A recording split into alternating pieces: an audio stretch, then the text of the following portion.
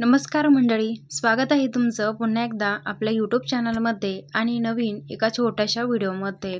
तर मंडळी, नेहमीप्रमाणे मी तुमच्यासाठी अजून एक नवीन व्हिडिओ घेऊन आलेला आहे। ते म्हणजे आपण पायात घालणारी चांदीची पैंजण असो किंवा आपण बँटेक्सची जी पैंजण वापरतो, तर ते काय होतं, एक 2 ते 3 महिन्यानंतर ना किंवा मातीमध्ये जर जास्त वापर झाला तर ही पैंजण काय होतं, काळी पडतात जास्त आणि तिला जास्त काही घासण्याची रगडण्याची गरज नाही। तर आज मी तुम्हाला हे साफ करण्याची अतिशय सोपी पद्धत मी तुम्हाला दाखवणार आहे। म्हणजे याला घासण्याची किंवा रगडण्याची गरजच नाही अजिबात। तर हे फक्त 2 ते 3 वस्तू वापरून आपण हे साफ करू शकतो। सर्वात आधी गॅसवरती मी टाकणार आहे 1 ग्लास पाणी एका पातेल्यामध्ये आणि त्यानंतर गॅस ऑन करायचा आहे।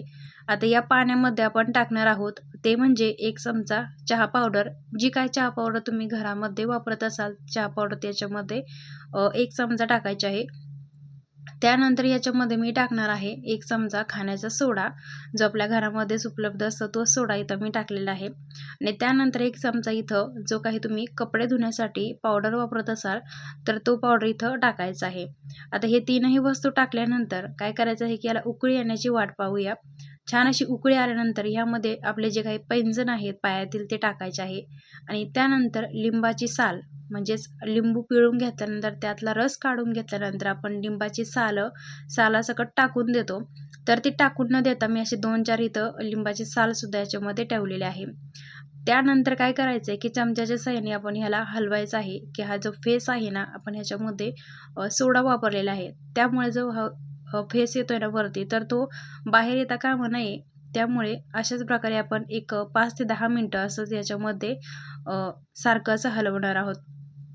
5 ते 10 मिनिटानंतर जे पैंजण आपण याच्यामध्ये टाकले होते पातेल्यामध्ये, ते एका डब्यामध्ये किंवा एखाद्या वाटीमध्ये आपण काढून घ्यायचे आहेत आणि हे थंड होण्यासाठी याच्यामध्ये आता हे गरम आहे त्यामध्ये आपण टाकणार आहोत थंड पाणी आणि थंड पाणी टाकल्यानंतर पुन्हा एकदा आपण असे 1 ते 2 पाणी स्वच्छ असे धुवून घेणार आहोत। तर बघा, आणि जो काही जर जास्त जुने असतील तुमचे किंवा जास्तच काळे पडलेले जर असतील ना, तर तुम्ही ह्या पाण्याने धुतल्यानंतर पुन्हा एकदा कपड्याच्या ब्रशने तुम्ही नक्कीच घासून घेऊ शकता।